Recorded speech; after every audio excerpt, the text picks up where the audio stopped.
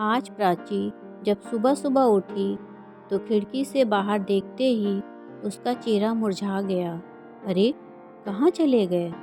कल तो यहीं थे।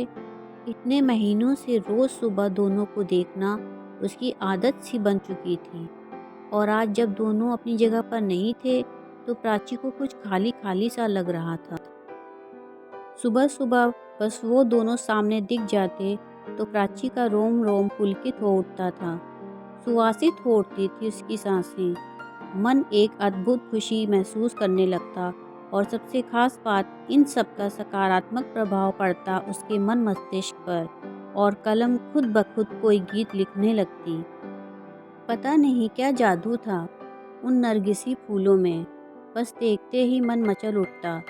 शायद प्रशांत का असीम प्यार भरा था उनमें। आखिर उसी ने तो प्राची के जन्मदिन पर यह गमला उसे उपहार में दिया था, और फिर दोनों ने मिलकर उसमें नरगिसी फूलों का यह पौधा लगाया था। देखो ना प्राची, तुम्हारे लिए एक काम सौंप कर जा रहा हूँ। कल ही मुझे कंपनी के एक प्रोजेक्ट के लिए दुबई निकलना पड़ेगा। बस 6 महीने की तो बात है, फिर आते ही झट मंगनी और पट ब्याह। बस तब तक मेरी यादों को इस पौधे में संजोती रहना। प्रशांत को प्राची को बातों में उलझाना बहुत अच्छे से आता था।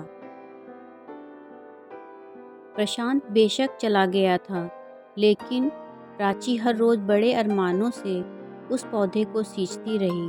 प्राची की खुशी का उस वक्त ठिकाना नहीं था जब वह एक रोज़ सुबह उठी और उसने पौधे पर 2 फूल खिले हुए देखे, पीले रंग के।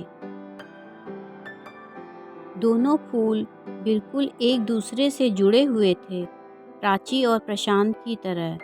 प्राची रोज़ उन फूलों को निहारती रहती और प्रशांत को याद करती। प्राची की रोज़ प्रशांत से फ़ोन पर बात होती थी। भला 2 साल से चल रहा प्रेम दूरियों से कैसे कम हो सकता था। इसी प्रेम की शक्ति ने तो उसे क्या से क्या बना दिया था।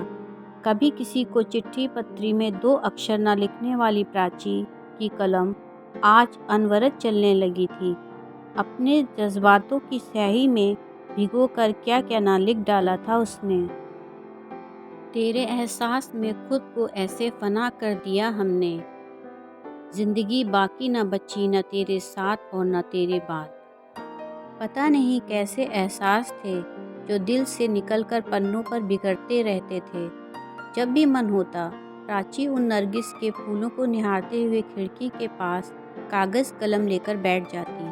माँ जब डांटना शुरू कर देती थी तब सुध पड़ती कि कुछ खाना भी है और घर का कामकाज भी देखना है। पता नहीं पिछले कुछ दिनों से क्या हो गया था उसे।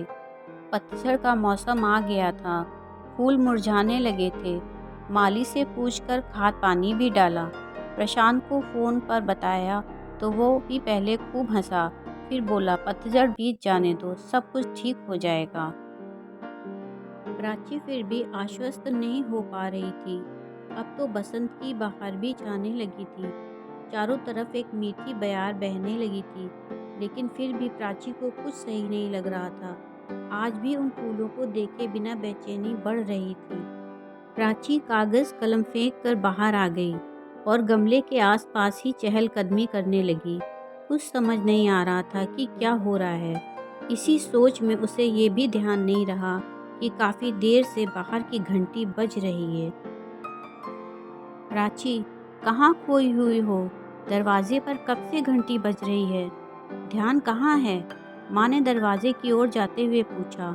इससे पहले प्राची संभल पाती, दरवाजे पर प्रशांत खड़ा था, मुस्कुराते हुए, हाथों में नरगिसी फूल लिए।